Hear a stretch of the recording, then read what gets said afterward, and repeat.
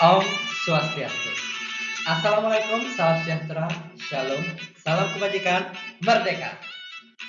Di sini saya mewakili kelompok 2 untuk presentasikan tugas mata kuliah Bisnis Internasional semester 3. Adapun materi bab 2 yaitu tentang perdagangan global. Nah, untuk rekan diskusi saya yaitu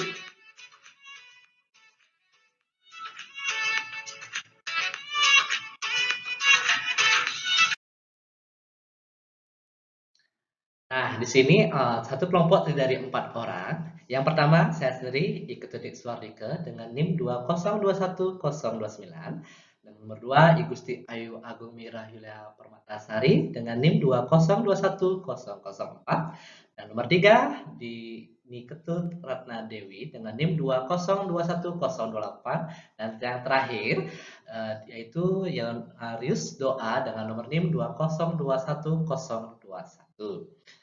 Nah, apa saja materi dari perdagangan global itu? Mari kita simak.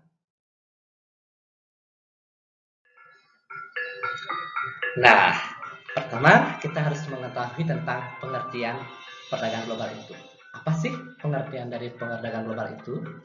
Perdagangan global adalah perdagangan yang dilakukan oleh penduduk suatu negara dengan penduduk negara lain atas dasar kesepakatan bersama.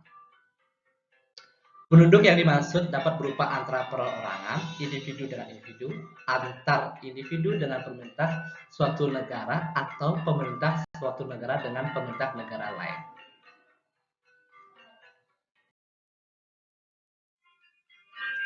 Nah, materi kedua setelah pengertian perdagangan global yaitu jenis-jenis teori perdagangan global.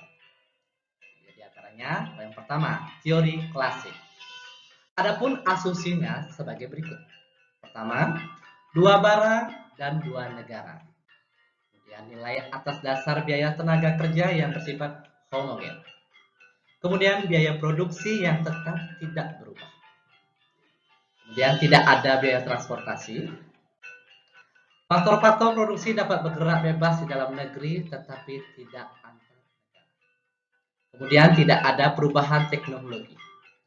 Dan asumsi terakhir yaitu perdagangan dilaksanakan atas dasar barter.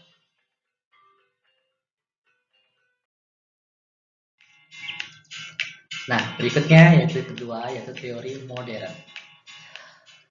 Menurut Colin Haskell, dalam teorinya mengenai timbulnya perdagangan menganggap bahwa negara dicirikan oleh bawaan faktor yang berbeda, sedangkan fungsi produktifnya di semua negara adalah sama. Yang nomor 3 yaitu teori investasi internasional. Teori investasi internasional kontemporer telah diperluas jauh dari teori klasik yang menyebutkan bahwa perbedaan dalam suku bunga untuk investasi dari besarnya risiko adalah alasan modal internasional bergerak dari suatu negara ke negara lain. Nah, setelah membahas tentang teori-teori, yang kedua yaitu membahas tentang investasi langsung luar negeri. FDI atau biasa disebut dengan Foreign Direct Investment atau investasi langsung luar negeri adalah salah satu ciri penting dari sistem ekonomi yang diklaim mengglobal. Ini bermula saat sebuah perusahaan dari suatu negara menanamkan modalnya dalam jangka panjang ke sebuah perusahaan di negara lain.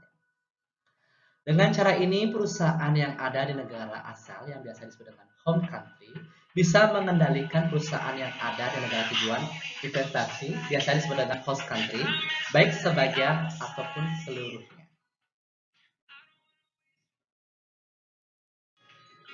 Baik, kita lanjut yaitu nomor 3 yaitu ekonomi politik dan perdagangan internasional.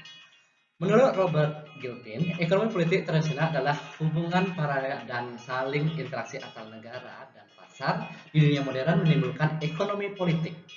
Pemahaman mengenai ekonomi politik sendiri sebenarnya beragam. Dan kemudian menurut Adam Smith, ekonomi politik adalah cabang ilmu negarawan atau legislator yang digunakan sebagai panduan untuk manajemen perekonomian nasional secara bijaksana.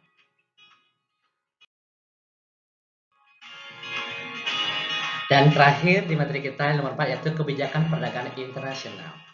Kebijakan perdagangan internasional adalah segala tindakan negara atau pemerintah, baik langsung maupun tidak langsung, untuk mempengaruhi struktur, arah, komposisi, serta bentuk perdagangan luar negeri atau kegiatan perdagangan.